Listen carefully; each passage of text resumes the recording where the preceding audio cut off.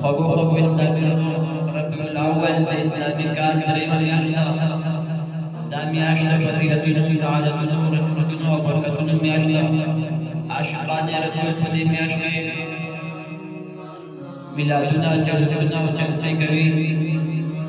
چنانچې دې میاشت ته دومره فضیلتونه او سعادتونه او رحمتونه حاصل دي چې هغه بل میاشت ته نه دي نصیب شوي. خوږو اسلامي ورونو، حضرت سیدنا امام زکریا بن محمد بن محمود حسیني رحمة الله علیه فرمایي دا هغه مبارکه میاشت ده چې په دې کې الله تعالی د حضور صلی الله تعالی علیه و آله وسلم ذات مبارک دنیا ته رالېږلی دی او د دې میاشتې په 19 تاریخ باندې نبي علیه السلام ولادت باثبات شوی دی. صلوا على الحبيب صلى الله تعالى على محمد صلى الله تعالى عليه وآله وسلم.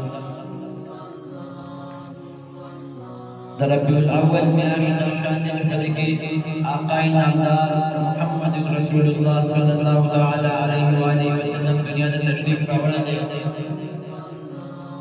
یقینا کچره نبی اسلام دنیا ته تشریف نه وی راوړی نو په اخترونو بدل خوشحالان وي نه به زموږ په مسلمانانو دا ټول هر د نبي اسلام د دور مبارک رڼا نه پیدا شوي دي.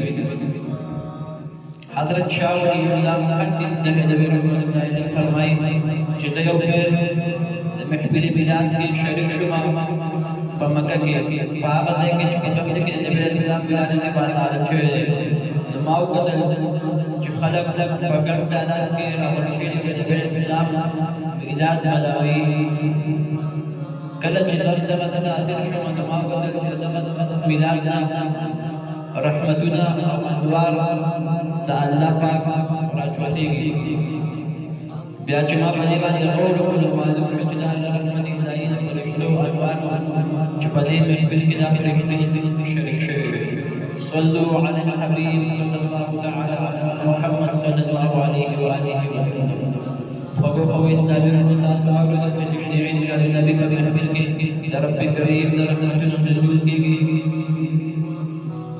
خلیفہ وحید اعظم محدث اعظم حجاز حضرت سید محمد بن علوی مالکی رحمة الله علیه نقل فرمائی چې زما پلار حضرت سید عباس مالکی رحمة الله علیه ویلي دي چې زما بیت المقدس کې 12 تاریخ 12 ربیع الاول د شپې په میلاد کې شریک شوم.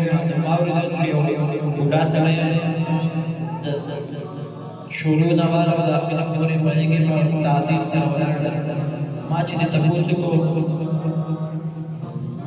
نو هغه فرمایي چې ما یو شپه لیدل چې زه په دې غټه اجتماع کې شریک شوم. نبی اسلام رؤوف رحیم صلی الله علیه وسلم استغفار لپاره ولاړ.